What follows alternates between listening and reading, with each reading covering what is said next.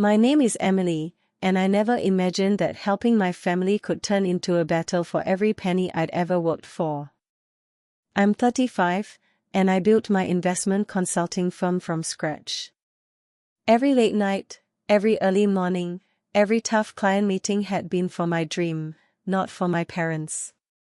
But 6 months ago, when I got the desperate call that River Edge Vineyard was on the brink of foreclosure, I didn't hesitate. I transferred $850,000, my entire life savings, to save the family legacy that had been in our family for generations. Today, standing in the decorated barn, listening to my father's voice carry across the room, I realized that my sacrifice meant nothing to them. "Welcome to our annual harvest celebration," he announced, beaming. "Today marks an exciting new chapter for our family business. We are thrilled to announce that Olivia, fresh from completing her MBA, will take over as CEO." The crowd clapped and cheered, but I sat frozen, my wine glass halfway to my lips. Olivia, my younger sister, had never worked a day in the fields. She had spent her college years posting Instagram photos from business school, while I worked 60-hour weeks learning the real meaning of hard work. And now she was being handed everything I had saved the vineyard to protect. My father continued, "Olivia will lead River Edge into a new era of innovation and growth. She combines formal education with an understanding of our family's legacy." I smiled politely, raising my glass. "To the new CEO of River Edge," I said. But the smile was frozen, the warmth in my chest replaced by ice. I excused myself and stepped outside into the cool evening air, pulling out my phone.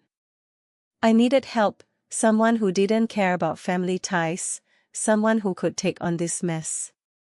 I texted Morgan Reed, a corporate lawyer I'd met at wine industry events.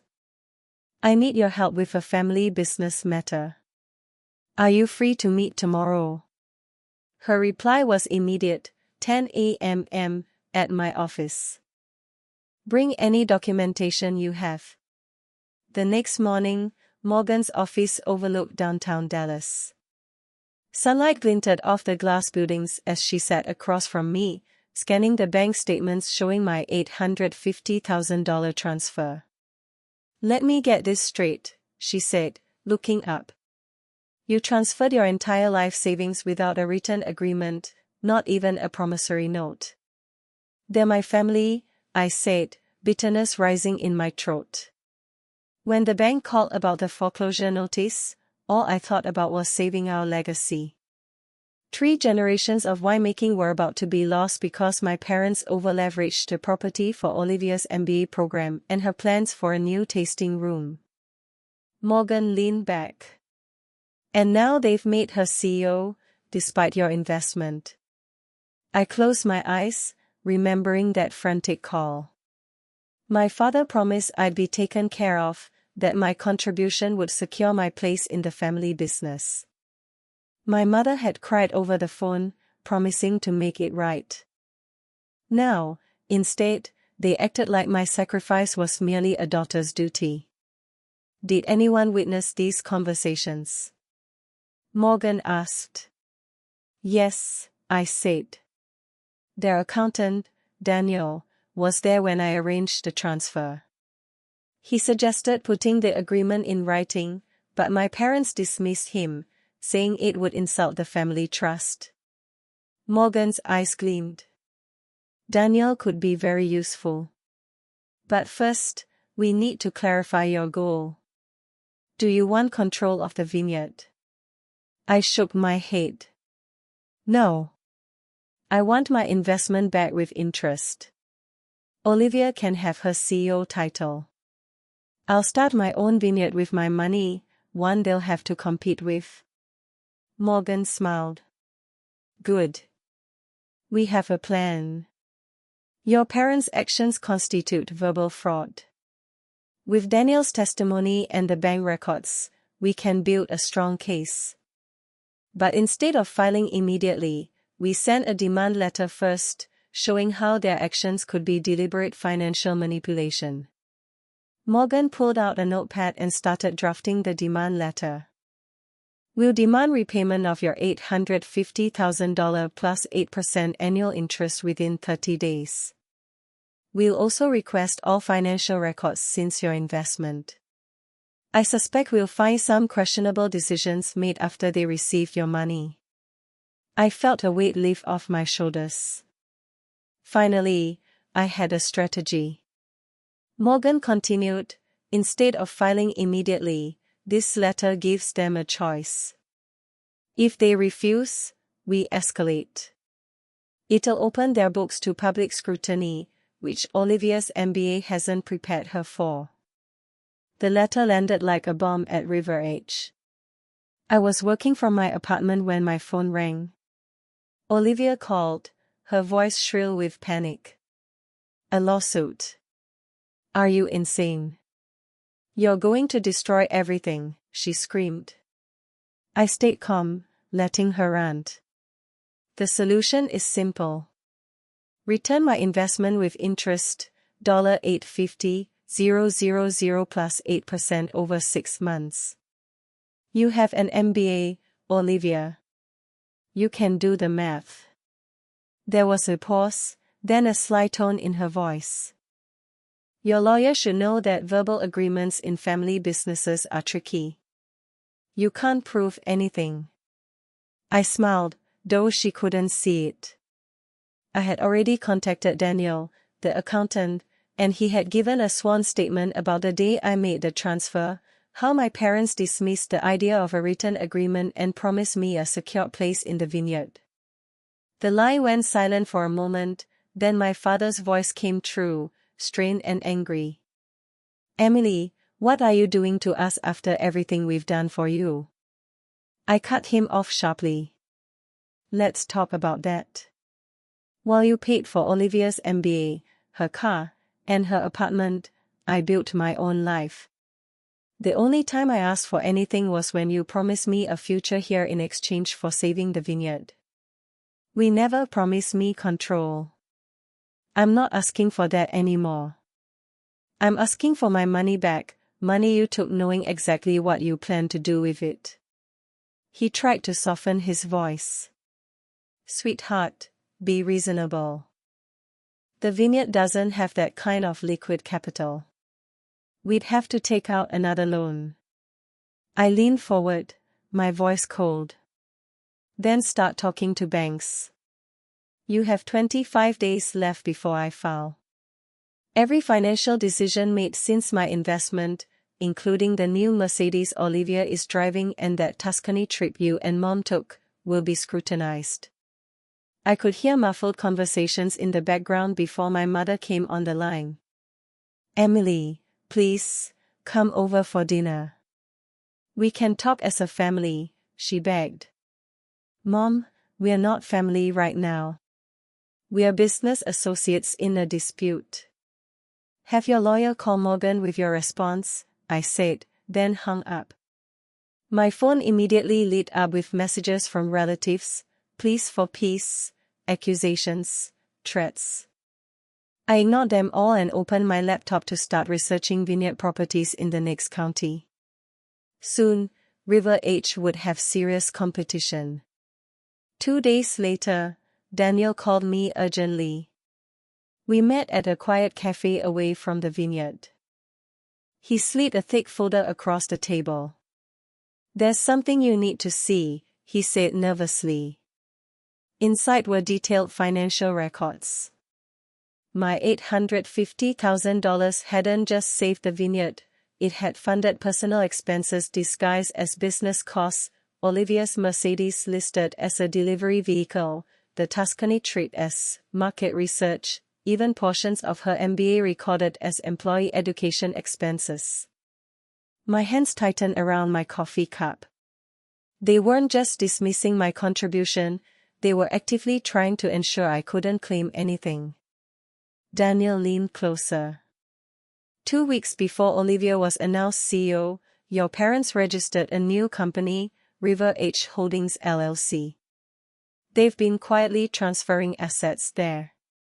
The original company you invested in is being hollowed out. The realization hit me like a punch to the gut. My investment had been misused, and the vineyard I saved would soon be an empty shell. I pulled out my phone and texted Morgan immediately, attaching the documents. Her sharp intake of breath told me everything. Emily, this is perfect. This goes beyond a civil case. Criminal charges are possible. Fraud, asset misappropriation, we can use this as leverage. I allowed myself a small, grim smile. My family thought they could manipulate me, but they had just handed me the ammunition to fight back. The following morning, I sat at my desk in my apartment, the folder of Daniel's records open beside me. Morgan had drafted the amended demand letter, 48 hours to repay the $850,000 with interest, or face a full investigation involving the SEC. It was tight, but that was the point. Pressure was the only language my parents seemed to understand. As I reviewed the documents one more time, my phone buzzed. It was Olivia. Her text was short but venomous. You're making a huge mistake. Dad says you'll destroy the family. Don't think this ends well. I didn't reply. I didn't need to. The clock was ticking, and I had all the leverage now. By midday, Daniel called again. Emily, the numbers are worse than I thought.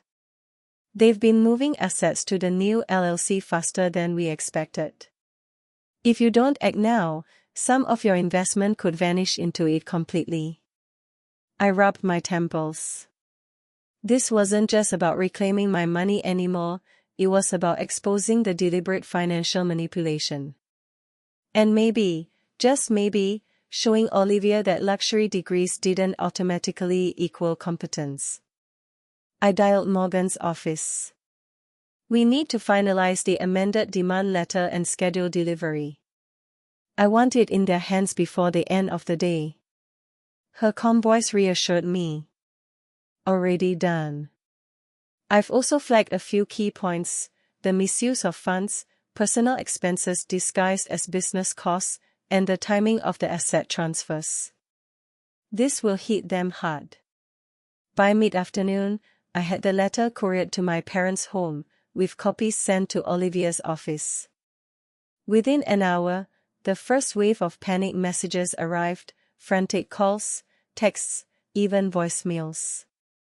Dad pleaded for a meeting, Mom begged me to reconsider, and Olivia demanded to speak to me directly. I ignored them all. Let them stew.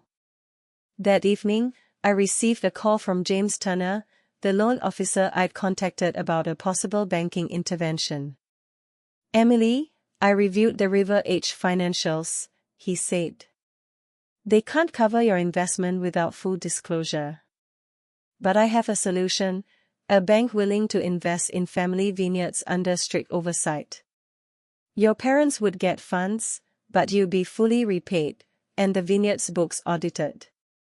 I allowed a small smile. Finally, leverage from outside forces. Set it up, I said, confident. I want everything in writing. My terms or nothing. Meanwhile, Olivia's desperation began to show. She called my phone repeatedly, but I let it ring. Instead, I focused on Marshall Creek, the vineyard property I'd been eyeing for months. It wasn't just about starting my own venture anymore, it was about creating direct competition for River H. With the right grapes and elevation, I could produce wines that would rival theirs. 2 hours later, Morgan called. Emily, their response is panicked. They're trying to secure emergency loans, contacting lawyers, and even talking to old family friends for favors. They know the clock is against them. Perfect. That was exactly what I wanted. By 10 p.m., a formal reply arrived from their attorney. They agreed to repay part of the investment, citing liquidity issues. I smiled, shaking my head. Half measures wouldn't do. Morgan, I said, we go for full repayment. If they drag their feet, we escalate. SEC filing, asset exposure, the works. She agreed, her tone sharp. This will leave them scrambling overnight. That night, I couldn't sleep. I walked onto my balcony, staring at the distant lights of River Edge across the valley. My parents thought they had the upper hand, but I had evidence, strategy, and patience. Olivia's MBA, her designer dresses, her Instagram perfect photos, they meant nothing in the face of hard numbers and accountability. As I watched the moon rise over the vineyards, I felt a strange sense of satisfaction. This wasn't just about money anymore, it was about proving that diligence, foresight, and intelligence could outmatch privilege and entitlement. I whispered to myself, let them come. I'm ready. The next morning, my phone buzzed relentlessly. I glanced at the screen, Olivia, Dad, Mom, all calling, all desperate. I let them ring. Instead, I focused on my coffee and the folder of financial records sitting beside me. Every transfer, every expense, every misappropriated dollar had been meticulously documented. Now, it was time for the final push. Morgan had already prepared the backup plan. If my parents refused full repayment, we'd file with the SEC immediately. That would trigger audits, public scrutiny, and a complete financial reckoning for River Edge. It wasn't personal, it was business. But Olivia would feel it like a storm. By late morning, I received an email from James Turner, the bank officer. Emily, the bank is ready to intervene. They require full transparency, complete audits, and repayment to you before any funding is released to River Edge. I smirked. Exactly the leverage I needed. I drafted a quick text to my parents, 48 hours. Full repayment or banking intervention. No negotiations. Your choice. Almost instantly, my father called, his voice trembling. Emily, this is extreme. You're going too far. Think of the family. Think of your sister. I stayed calm. Dad, I think of the family every day. That's why I saved River Edge. But you misused that trust. You gambled with my $850,000 for luxury cars, vacations, and Andrea's MBA. It's simple, repayment, or the bank steps in. I'm not negotiating. He stammered, searching for a way out, but I could hear Olivia screaming in the background, Emily, stop. This will ruin everything. My lips twitched in a small smile. Let them panic, it was well deserved. By noon, Morgan and I were reviewing the final steps for the SEC filing. Emily, she said, once we submit this, their books are open. Every asset transfer, every misuse of your funds, every hidden LLC, all public record. It's airtight. I nodded. Perfect. They had ignored my contribution for too long. Now they'd face consequences. Meanwhile, I couldn't resist a glance at Marshall Creek's property listing. The more I visualized the vineyard, the more determined I became. River Edge may have been their pride, but with my knowledge and strategy, I could build a vineyard that not only competed but outshone theirs. By mid-afternoon, the first formal response arrived from their attorney. They offered partial repayment, $600,000, with vague promises to cover the rest later. I laughed quietly. Half measures weren't acceptable. Morgan, I said, ignore them. Full repayment, or SEC filing immediately. No exceptions. She agreed, already drafting the next demand letter. The tension at River Edge was palpable, I imagined. Olivia pacing her office, Dad mumbling frantically to bankers, Mom trying to mediate. All I could think was, this is what happens when entitlement meets accountability. 2 hours later, Michael, the family accountant, called. Emily, they're moving fast. They've started liquidating assets to cover the repayment. They know the clock is ticking. I smiled. Every move they made confirmed they were cornered. Their panic was the proof of their mismanagement. By evening, I received confirmation.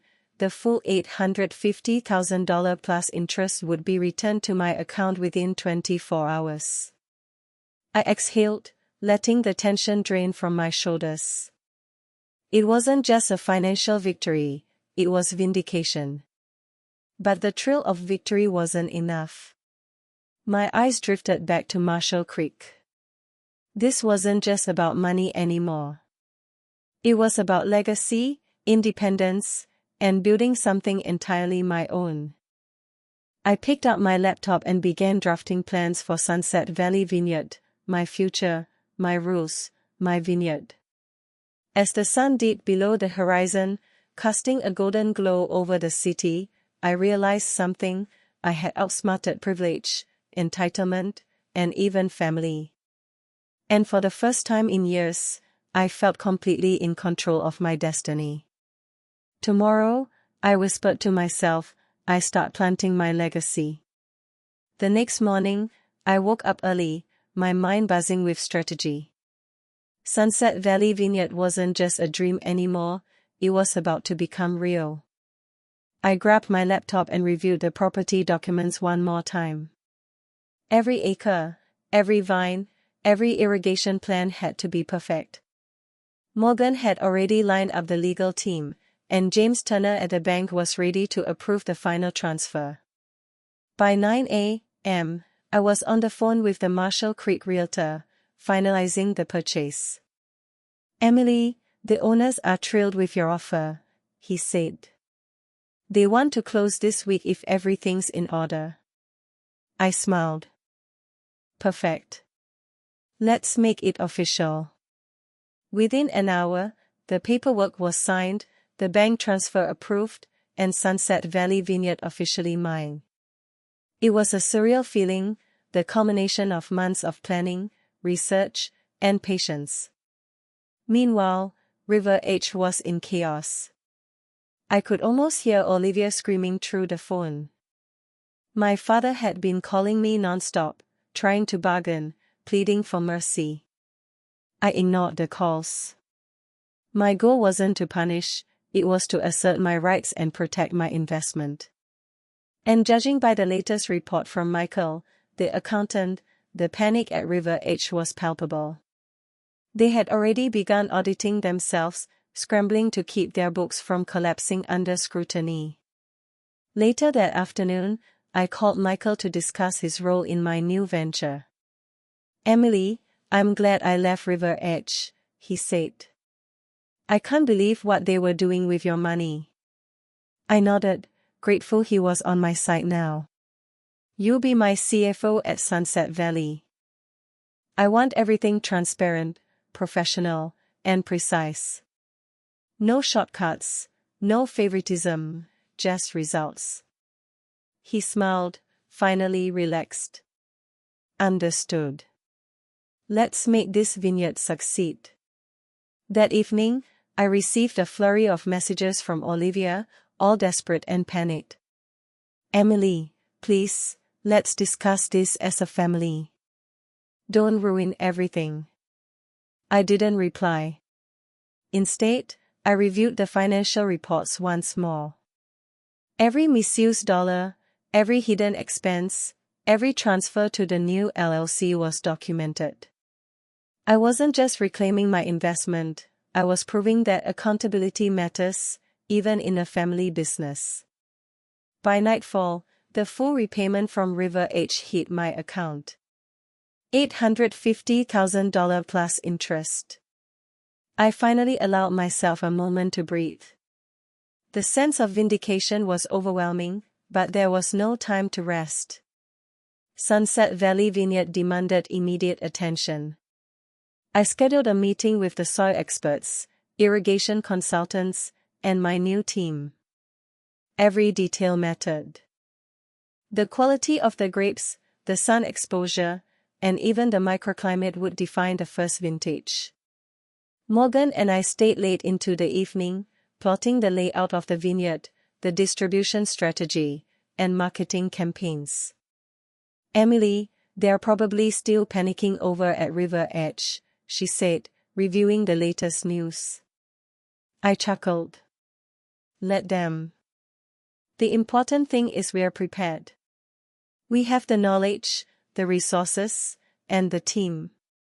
Sunset Valley will thrive where they failed. Before heading home, I glanced out at the property from my temporary office. The golden sunset bathed the land in a warm glow. Rows of vines, future trellises, and fertile soil stretched as far as the eye could see. This wasn't just a victory over River Edge, it was the start of a legacy entirely my own. That night, as I reviewed the day's progress, I felt a mix of satisfaction and excitement. Sunset Valley Vineyard wasn't just a business, it was a symbol of resilience, planning, and patience. My parents and Olivia had underestimated me, dismissed my contributions, and misused my trust. But I had turned their mistakes into opportunity. Tomorrow, the real work begins. Planting, cultivating, building a brand, and competing directly with River Edge. I smiled at the thought. Let them watch. Let them worry. Sunset Valley Vineyard would rise, and it would rise on my terms. This is just the beginning. The next morning, I arrived at Sunset Valley Vineyard before sunrise. The air was crisp, the soil smelled rich, and the rows of newly cleared land stretched endlessly under the soft glow of dawn. I took a deep breath, feeling the weight of the past months lift slightly. This was my vision, my investment, and my legacy. Nothing could take it away, not Olivia, not my parents, and certainly not their financial gains. Morgan was already there, clipboard in hand, reviewing the planting schedule with the ground crew. Emily, we've got the irrigation set up, the rootstock delivered, and the team ready, she said. I nodded, energized by the sheer momentum. Perfect. Let's make this day count. Every vine planted correctly now will pay off in years to come. As the crew worked, I walked the property, noting the best spots for Cabernet Sauvignon and Merlot. I remembered Grandpa's teachings: sunlight, soil pH, water drainage. While Olivia had been posting Instagram photos in business school, I had spent years learning the intricacies of viticulture from him. Every decision I made today would carry that knowledge forward. By late morning, the first rows were planted. Sweat trickled down my back, but I smiled. This wasn't just labor, it was symbolic. Every vine was a step toward reclaiming control, every seed a reminder that diligence beats privilege. I paused to check my phone. Multiple missed calls from Olivia and my father. I didn't answer. There was nothing left to negotiate. Sunset Valley Vineyard wasn't about revenge, it was about independence. Around noon, Michael arrived with the first batch of financial reports for Sunset Valley. Emily, I've reviewed the budgets, projected expenses, and cash flow, he said, spreading documents across a folding table. If we stick to this plan, we'll be profitable within 2 years. I nodded, reviewing the numbers. His calculations were precise, conservative, and realistic. Unlike River Edge, where financial recklessness had cost me everything, here, every dollar was accounted for. By mid-afternoon, I received an unexpected text from Olivia. "Emily, you've gone too far. Dad's worried sick. Please, let's talk." I didn't respond. Instead, I forwarded the message to Rachel, who replied instantly, "Ignore it. They're desperate. Keep your focus on the vineyard. Don't let emotion cloud judgment." Hours passed, and the planting continued. I watched as each vine was carefully positioned, anchored, and watered. Morgan and I discussed long-term strategies, distribution channels, branding, and partnerships with local restaurants and wine enthusiasts. Sunset Valley wasn't just a vineyard, it was a statement. Every bottle of wine we produced would carry the story of perseverance, smart investment, and integrity. By sunset, the first stage of planting was complete. I stood atop a small hill overlooking the rows of newly planted vines. The golden light bathed the land, and a cool breeze carried the scent of earth and promise. I smiled, knowing this was just the beginning. Sunset Valley Vineyard would grow, thrive, and compete, not just in taste, but in reputation, legacy, and resilience. That evening, back at my temporary office, I reviewed the latest financial updates from River Edge.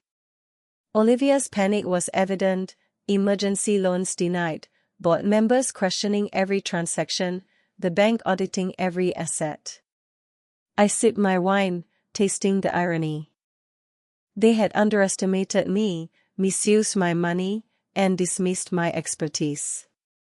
Now, while I planted roots, literally and figuratively, they were scrambling to protect what they had squandered. Before bed, I wrote a quick note in Grandpa's old leather notebook: "Sunset Valley will stand. Knowledge, patience, and hard work will guide every vine. Those who betray trust will see that diligence always wins." Placing the notebook carefully back on the shelf, I felt a surge of determination. Tomorrow, I would oversee irrigation adjustments, start planning the trellises, and refine our marketing strategy. Sunset Valley Vineyard wasn't just a property, it was a declaration. And I was ready to make it flourish. Part 6 complete. The vineyard is taking shape, and River Edge's panic grows as they watch from afar. Sunrise at Sunset Valley Vineyard felt different now. The rows of young vines glistened with morning dew, the air smelled of earth and promise, and the land hummed with potential. I walked between the rows, feeling a deep sense of accomplishment. This vineyard wasn't just my business, it was my legacy, built on knowledge, hard work, and every lesson Grandpa had taught me. The phone buzzed, another text from Olivia: "Emily, you don't know what you're doing. Dad and Mom are begging me to reach out. Please stop this." I ignored it. Rachel's advice was clear: stay focused. This wasn't about revenge, it was about accountability and ensuring my investment, sweat, and expertise weren't wasted. By mid-morning, Michael arrived with an update on the first shipment of equipment and irrigation systems. "Everything's on track," he said, handing me a clipboard. "The workers have been efficient, and the new pumps will ensure consistent water flow. If we maintain this schedule, the first vintage will be exceptional." I smiled, feeling a rush of pride. Sunset Valley wasn't just surviving, it was thriving. Around noon, a local wine critic and investor, Mrs. Callahan, visited the vineyard. She was intrigued by my progress. "I've toured many vineyards," she said, "but I'm impressed by your hands-on approach and attention to detail. Most vineyards miss the subtle nuances of soil and microclimate. You haven't." Her praise felt like validation, not just for my work, but for every ounce of effort I had poured into this venture. That afternoon, I checked River Edge's financials online. The chaos was unmistakable. Olivia had tried to launch new projects without proper funding, her MBA strategies falling apart under scrutiny. Dad and Mom had scrambled to secure emergency loans and appease boards, but their efforts were too little, too late. I sipped my coffee, the taste bitter with satisfaction. They had underestimated me for years, but now, every misstep was magnified. By evening, I gathered the team for a meeting. Morgan, Michael, and the crew were integral to our success, and I wanted to set the tone for the future. Sunset Valley isn't just a vineyard, I began, looking at their faces. It's proof that dedication, knowledge, and integrity win where privilege and shortcuts fail. We will grow the best grapes, produce the finest wine, and honor the legacy Grandpa started. Our work matters, and together, we'll make it flourish. The crew nodded, motivated, and ready for the challenges ahead. Outside, the sun dipped behind the hills, casting long shadows over the land I now controlled. Sunset Valley wasn't just a competitor to River Edge, it was a statement. Every bottle we produced would remind the industry that skill and determination trump family favoritism and recklessness. Later that night, I reviewed Grandpa's notebook again. Each handwritten note on soil composition, irrigation, and great care reinforced the advantage I had over anyone who relied solely on education or privilege. Olivia may have had an MBA, but I had experience, instinct, and history on my side. A week later, the bank transferred my $850,000 plus interest. Dad's call came afterward, his voice strained. "Emily. I see now. I misjudged you. You did what you had to do." I listened, but my tone was firm. "This isn't about forgiveness or guilt. It's about accountability. River Edge is now under proper financial management. Sunset Valley will succeed because I worked for it. That's all that matters." Months passed. Sunset Valley Vineyard blossomed. The first vines were thriving, contracts with local distributors were secured, and early investors were impressed with production quality.